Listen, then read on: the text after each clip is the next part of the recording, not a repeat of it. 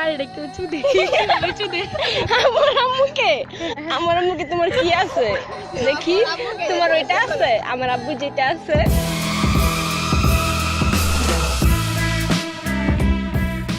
এইটা হলো 5 বছর আগের ভিডিও আর এটা হলো লেটেস্ট আপলোডেড ভিডিও। দুইটার ভিতরে পার্থক্য কি বুঝলা? জানি না। বুঝে নাই কিছু? আচ্ছা আমি বুঝাই দিচ্ছি। 5 বছর আগে স্কুল কলেজে আকিসবেরি খাওয়া হইতো আর এখন স্কুল কলেজের ছাত্রছাত্রীরা ভ্যাপ খায়। সিম্পল, অনেক উন্নতি হয়েছে পড়ালেখার দিক দিয়ে না, সিডি এর দিক দিয়ে। আমি কি কাউকে গালি দিয়েছি?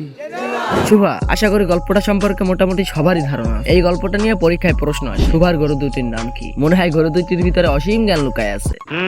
এদিকে আবার আমাদের শিক্ষামন্ত্রী স্বপ্ন দেখে তার শিক্ষার্থীরা আমেরিকার মানের পড়ালেখা করবে। আমি স্বপ্ন দেখি আমার ছাত্রছাত্রীরা আমেরিকার মানের লেখাপড়া শিখবে। আগেই বলেনি শিক্ষামন্ত্রীকে আমি কোনোভাবেই অপমান করছি, কারণ সে আমার বড় প্লাস সম্মানিত ব্যক্তি, সম্মান দেওয়াটা আমার কর্তব্য।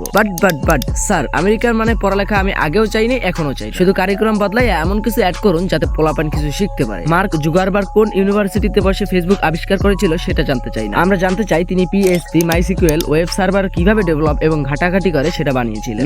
না সেগুলো শিখাবেন কেন? ওগুলার চাইতে তো কে কখন কিভাবে মারা গেছিল, আবিষ্কার করছিল, বেঁচে গেছিল সেটা শেখানো ইম্পর্টেন্ট। আবিষ্কার দূর, ওটা তো একটা সাধারণ কাজ। আবিষ্কার তো কামলারা করে। আবিষ্কারক সম্পর্কে জানলেই তো অসীম জ্ঞান অর্জন করা যাবে। আমাদের স্কুল কলেজে এখন পড়ালেখার থেকে সাংস্কৃতিক অনুষ্ঠানটাই বেশি। এখন একদল বলবে ছেলে মেয়েদের মনোরঞ্জনের দরকার আছে, বাট এইভাবে মনোরঞ্জন তা আমি কোনোভাবেই মানতে পারবো না। এখন তুমি যদি চাও তোমার মেয়ে দেহ দেখাইয়া অন্য ছেলের মনোরঞ্জন করবে, তাতেও আমি সেটা মানতে পারবো, কারণ এটা আমাদের সমাজ। আমাদের ছেলে মেয়ে অশ্লীলতা করতে কেমনে দেই?